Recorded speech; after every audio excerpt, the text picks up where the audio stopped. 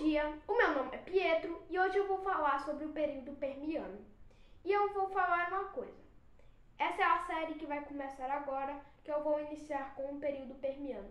Caso vocês gostem do vídeo e tenha likes o suficiente, continuarei a série com o próximo episódio com o período Carbonífero. Então, dizendo assim, o período Permiano. O período Permiano iniciou-se de 299 milhões de anos e terminou em 251 milhões de anos atrás.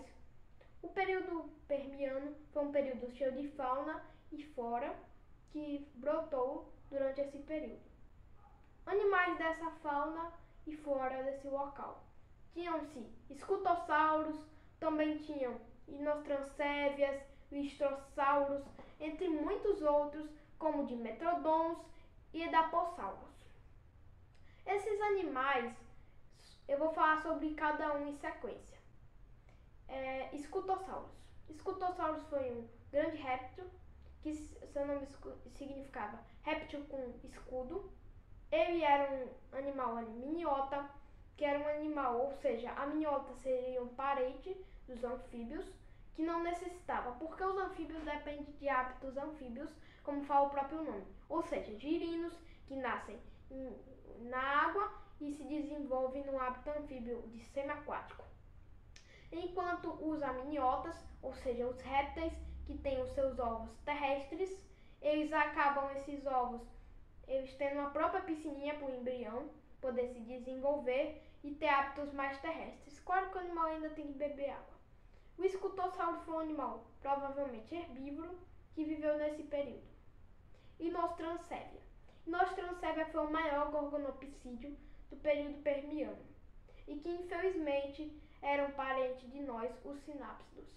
Ele tinha uma característica muito interessante, destacava-se aos outros gorgonopsídeos, que seriam suas presas em formato de sabre. Mas elas eram únicas dele, pois não eram passadas para frente, pois foram extintos na grande extinção permiânica. Ou seja, isso é uma convergência evolutiva.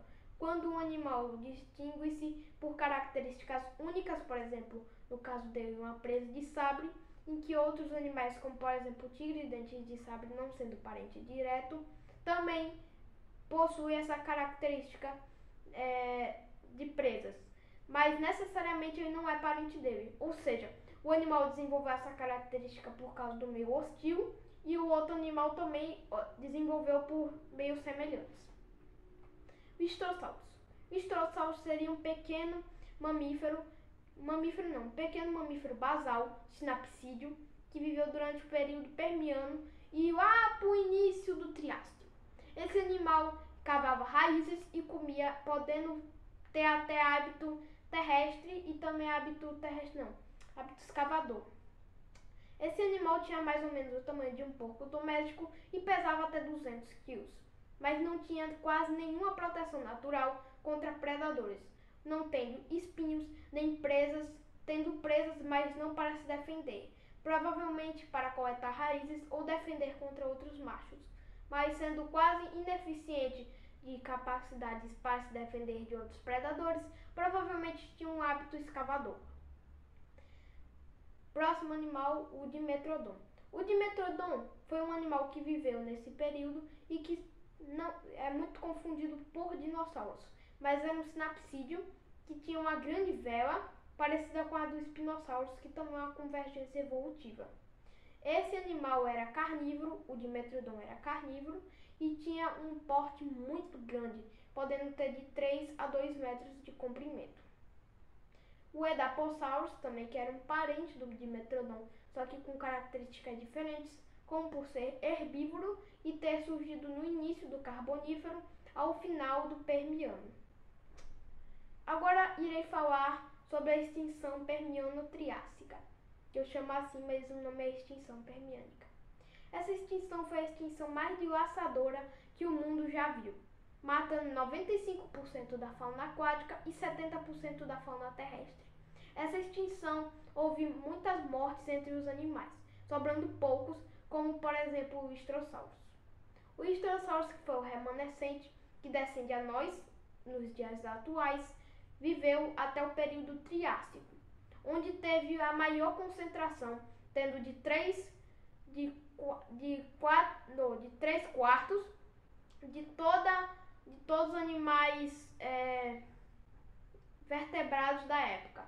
Essa extinção foi devastadora, pois a temperatura aumentou por causa de erupções vulcânicas e ação vulcânica, o que deixou a temperatura muito estável, matando vários animais aquáticos e terrestres.